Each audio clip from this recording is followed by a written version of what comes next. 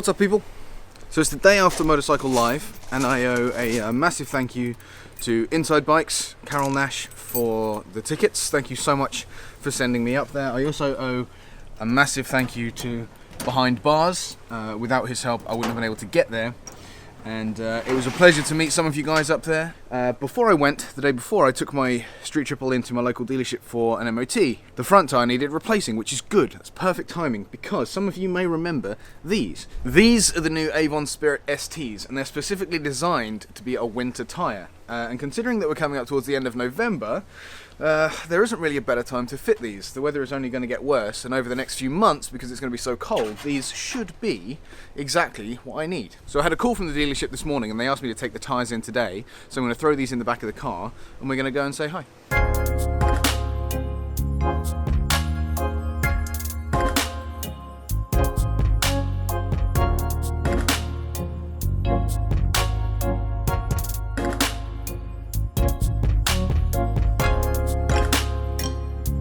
So there's a little bit of play in the head bearings on the Street Triple. Wonder why that is. And it's going to stay there for a couple of days while they do that. So in the meantime, they're lending me a bike, which is actually already here. It's in my garage at the moment. And it will be quite interesting to ride, actually, considering how similar it is to mine, but also how kind of different it is. But anyway, enough time wasting. Let's get going.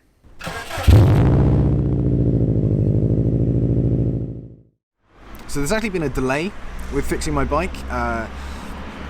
They ordered a full set of head bearings, top and bottom, and there's a small seal on the bottom bearing that wasn't included in the order. It's been backed up by about 48 hours, according to the guy in the dealership, so I'm not going to get the bike back for a couple of days, which is okay, because luckily, like I say, they lent me something else that I can use to get around on in the meantime.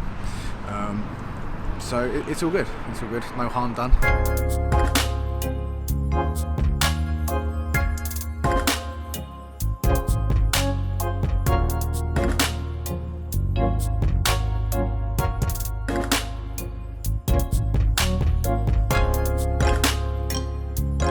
So this is the 2017 Street Triple S.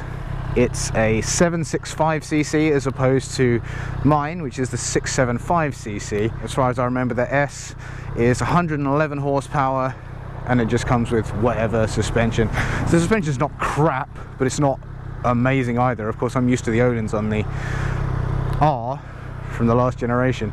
This is what the dealership have given me to potter around on for the last couple of days. I thought this would be an interesting time to talk to you guys about what this kind of feels like in comparison, really. The switched on among you will probably notice the light on the dash. That is the traction control, which I've turned off, because to be quite honest with you, I found it to be extremely intrusive. It's very aggressive, and even just pulling away from the lights a little bit spiritedly, if you like, the traction control would interfere, bog the bike down.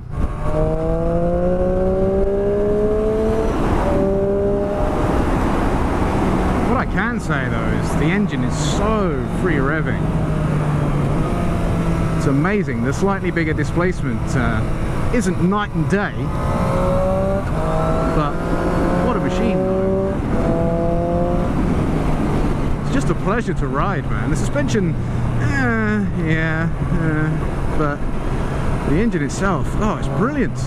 If you were in the market for a Street Triple and you don't particularly care about all the fancy shenanigans and stuff, you just want a good bike that's fun to ride and you don't want to break the bank to do it, I guess then it makes sense, you know? I guess then it makes sense.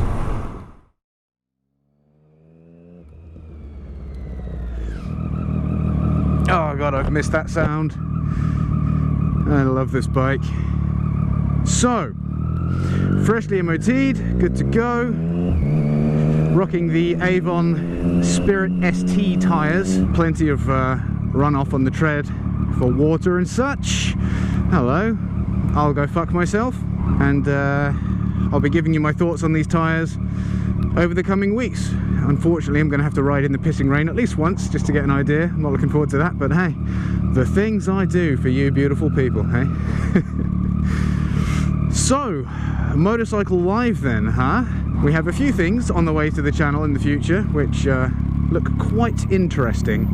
So, with any luck, we'll be seeing some different bikes, maybe even some equipment, Now I made a huge mistake when I was up there as well, and that is that I sat on the new Tuono. I shouldn't have done that. I want that bike so bad.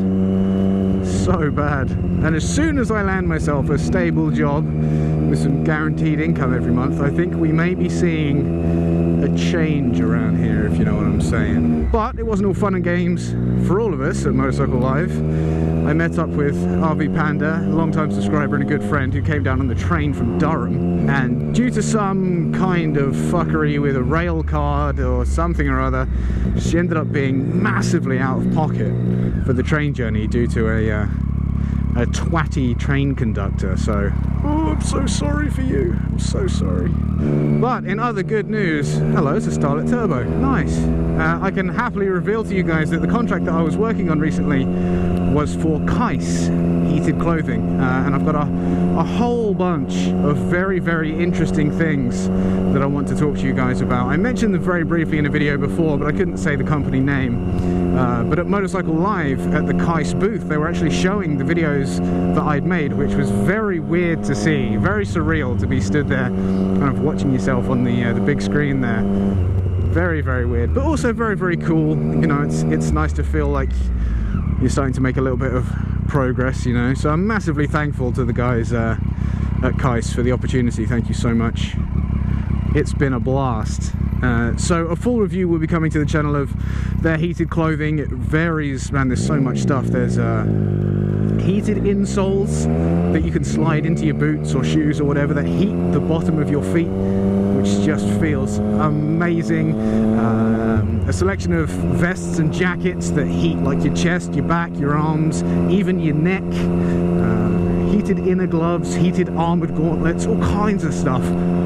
All kinds of stuff, but I'll talk more about that in the review, because I'm sure some of you will be interested in hearing about those. But I've got to get my ass home. I've got to pick up my son from school anytime now, so got to get a shimmy on. I'm looking forward to getting back into a routine of making some more content for you guys. I know I sound like a broken record by now, but I really am very grateful for all your patience while I've been making these videos for these companies and stuff like that, because it has slowed down my channel a little bit, but things are going to be coming back to normal, and I can't wait. And especially now the bike feels so good, it feels so tight. I didn't realize actually that the head bearings had started to go, because I guess because this is the only bike I really ride, and I ride it regularly, or at least I had been up until I took it into the MOT.